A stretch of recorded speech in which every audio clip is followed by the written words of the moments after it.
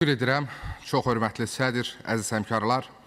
Ulu Öndər Heydər Əliyev 1993-cü ilin 15 iyun tarixində xalqın təkidli tələbi ilə Ali Sovetin sədri seçildikdən sonra elə bu zalda ilk çıxışında prioritetləri bəyan edərkən bildirmişdi ki, Azərbaycan Respublikasının dövlət müstəqilliyi ən əsas məsələdir. Öncəki səbətsiz iqtidarlardan fərqli olaraq dahi Heydər Əliyev müstəqillik anlayışını çox yaxşı dərk edirdi.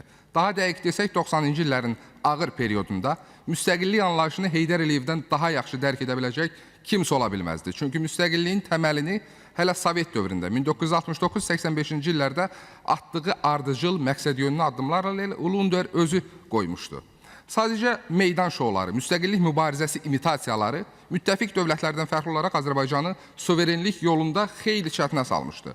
Çünki həm Vəzirov Mütəllibov, həm də AXC Müsavat cütlükləri üçün daha vacib olanı Heydər Əliyev ideyaları, o cümlədən onun suveren Azərbaycan ideyası ilə mübarizə və dahi liderin fiziki məhvinə nail olmaq idi.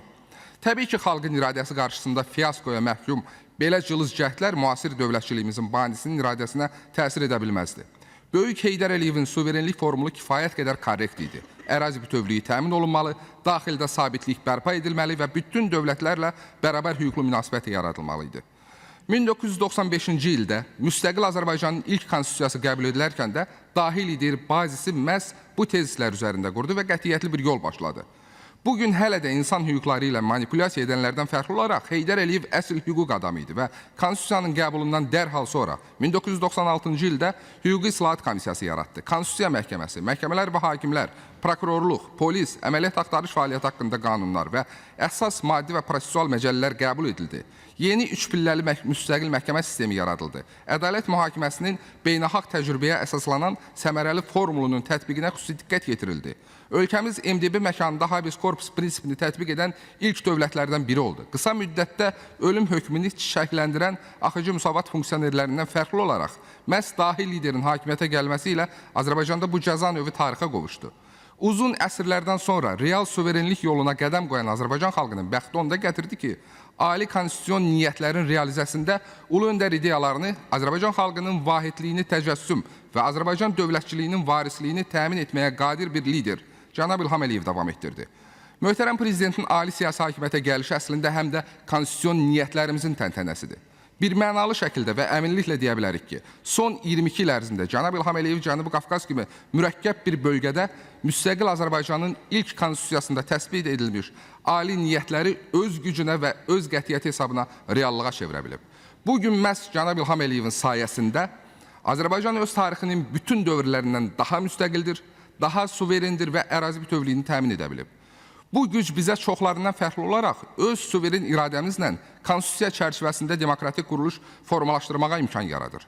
Biz xaç yürüyüşü elementi kimi qərbdən demokratiya ixrac etmirik. Azərbaycanda vətəndaş cəmiyyəti qonşu ölkələrdə nümunəsinə şahidlik etdiyimiz və həmin ölkələr üçün təhdidə çevrilmiş qaydada yox, milli iradənin ifadəsi kimi formalaşmaqdadır. Bugün xarici tezislər əsasında aclıq, susuzluq şouları ilə qanunlardan üstün olmaq istəyənlərə, yaxud xəyanət üzərində siyasi karyera arzulayan mənfurlara rəğmən qanunların aliliyini təmin edən hüquqi dünyəvi Azərbaycan quruculuğu tam yeni mərhələyə qədəm qoyub. Vətən müharibəsi və terror tədbirləri ilə işğala təcavüzə son qoyulması, Cənab İlham Əliyevin hərbi zəfərlərinin, hərbi siyasi zəfərlərinin qarantiyasında sülh perspektivləri tək Azərbaycan yox, bütövlükdə regionda ədalətli, iqtisadi və sosial qaydalara uyğun olaraq hamının layiqli həyat səviyyəsini təmin etməyə qadir bir konfigurasiya meydana çıxarıb. Bugün artıq yeni hədəfləri, yeni qızıl alması olan bir Azərbaycan var. Müzəffər liderin 2025-ci ilin konstitusiya və suverenlik ilə elan edilməsi haqqında sərəncamında da ifadə olunduğu kimi, bugün Azərbaycan Respublikası xalqımızın milli maraqlarını rəhbər tutaraq, yeni reallıqlar şəraitində müstəqil siyasətini daha cəsarətlə, prinsipiallıqla davam etdirir, konstitusiyanın tələblərini və öz suveren hüquqlarına əsaslanaraq qarşıda duran strateji hədəflərə doğru inamla irəliləyir. Təşəkkür edirəm.